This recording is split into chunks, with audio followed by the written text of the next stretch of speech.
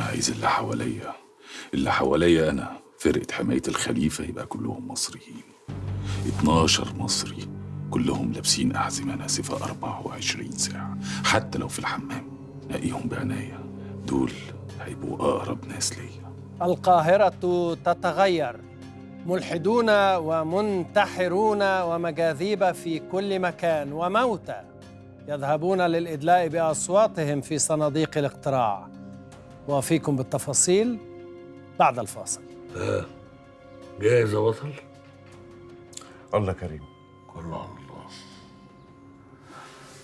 عموما الرحلة أنت عارفها، وأنا خلاص واثق فيك.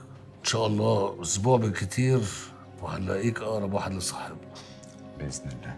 لا وأنت معاك دلوقتي سي في محترم، إرهابي درجة أهو. والله ما مصدق إن أنا بقول الكلام ده معاك.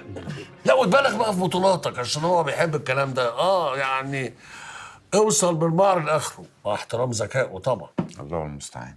ربنا معاك ومعنا كلنا.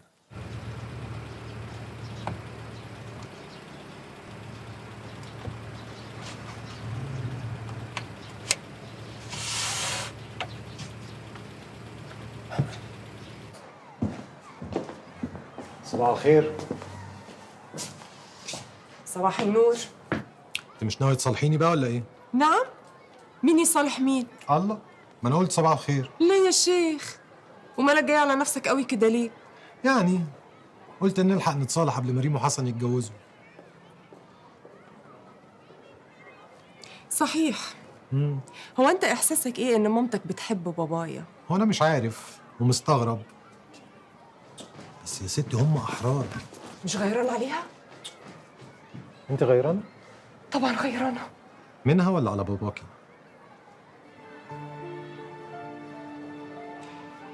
الاتنين. بذمتك مش ناس بتفهم. خير، كنت بتصبح ليه؟ عشان اجدع منك. ماشي يا عم الجدع، المطلوب. يا ستي قرايه فاتحه، تلبيس دبل، اي حاجه يا منال تبل الريق بقى. موافقه. موافقه؟ على انهي فيهم؟ قرايه فاتحه.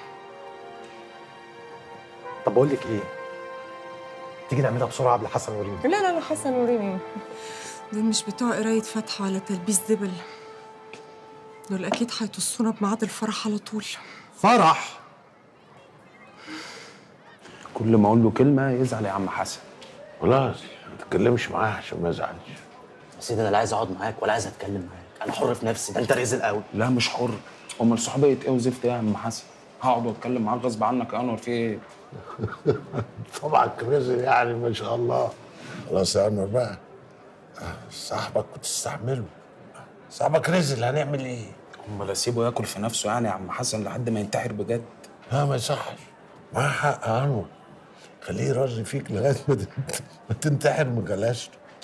يا عم حسن هو اكتر واحد عارف. هو لو رزل بس استحمله عادي جدا، انما ده جاهل وغبي غبي يا عم حسن. بصراحه الحاجتين دول ما اقدرش استحملهم خالص خالص. الله، هو انا يا عم حسن يقول الكلام على هوا ام؟ لا لا لا لا، مش يا عم حسن، حاضر سوري. هو انا يقول الكلام على هوا الست والدته يبقى جاهل وغبي؟ لا طبعا، انت تقول الكلام على هوا الست والدتك انت. مش ده المقصود. انا بقول له ان موضوع الكفر ده موجود من زمان، وفي مشاهير كتير قوي الحدت والعياذ بالله. عندك مثلا طه حسين، اسمه كده نجيب محفوظ. ايه في ايه؟ هو الكلام على مزاج امك؟ ايه يا عم حسن الالفاظ دي في ايه؟ اكتر من شعوري منك لله. مين يا واد اللي كفر؟ منين جبت الكلام الفارغ ده؟ يا جماعه هي الكتابه والافكار بتخلي الناس عقلها يضرب، انا خبره وعارف. طه حسين كتب كتاب اسمه ايه؟ الفكر الجاهلي. والتاني راخر نجيب محفوظ، استغفر الله العظيم، عمل كتاب اسمه ايه؟ ربنا وحارتنا. اتفرج يا عم حسن، اتفرج. بقى درسيمه جرجس الاستاذ هنا. اولا في الشعر الجاهلي ده كتاب مهم ومش كفر، حصلت ضجه اياميها، ورئيس النيابه حقق مع الراجل وبرأه وحفظ الاوراق. طه حسين ده من رموز الفكر المحترمين دي كتب في التاريخ الإسلامي كلها حب واحترام، على هامش السيرة والشيخان ومرآة الإسلام وغيرهم كتير. ثانيا نجيب محفوظ بقى ملوش كتاب اسمه ربنا وحارتنا، التاني اسمه ولاد حارتنا، ودي رواية كلها خيال في خيال. مادام ما قريتش ما تتكلمش.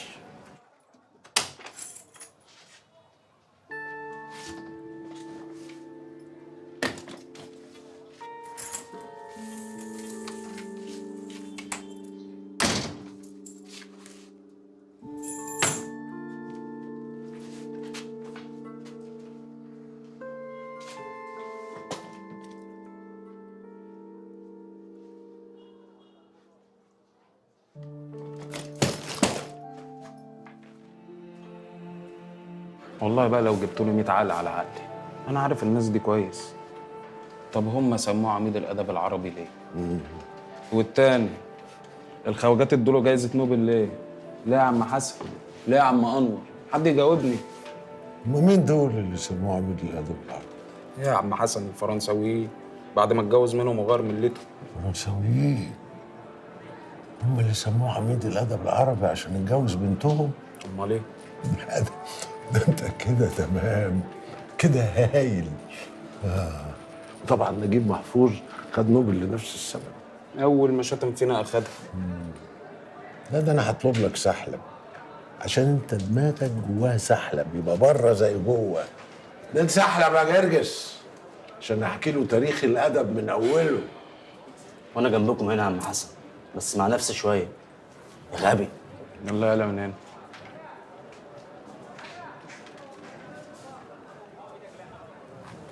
مين يا واد اللي قال لك الكلام ده؟ يا عم حسن كل الناس. يعني بص يا عم حسن بصراحه انا مش منتظم في الصلاه يعني، بس لما ساعات بتظبط معايا وبلحق صلاه الجمعه بسمع الشيخ اللي في الجامع بيقول كلام زي كده وبقتنع. لا انا ده يعني انت بتصلي الجمعه طشاش كده لما تظبط معاك، وفاهم الدنيا والثقافه طشاش برضه، يعني ضايع على كافه المستويات. بص يا درش، صلي بيني على النبي. عاوزين نزود مؤن الأكل والشرب، فيها شوية نقص.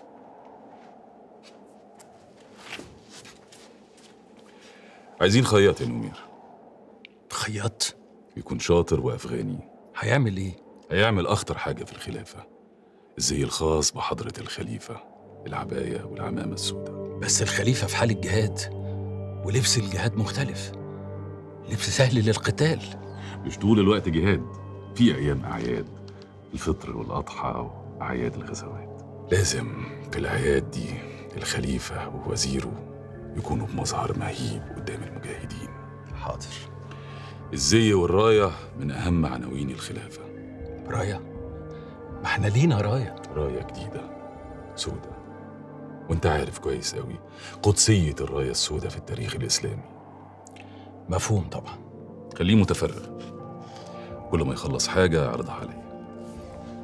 معلش يا خالي، مش عايزك تزعل من وفاء، انت عارف انها حمائيه، بس هي بتعمل معانا كلنا كده. عارفها وحافظها، مربيها، ازعل منها ازاي؟ انا قلت كده برضه. عملت التحاليل؟ عملتها الحمد لله، بس مش في المعمل. يعني ايه؟ هي التحاليل والاشعه دي بنعملها ليه؟ مش عشان نطمن على نفسنا؟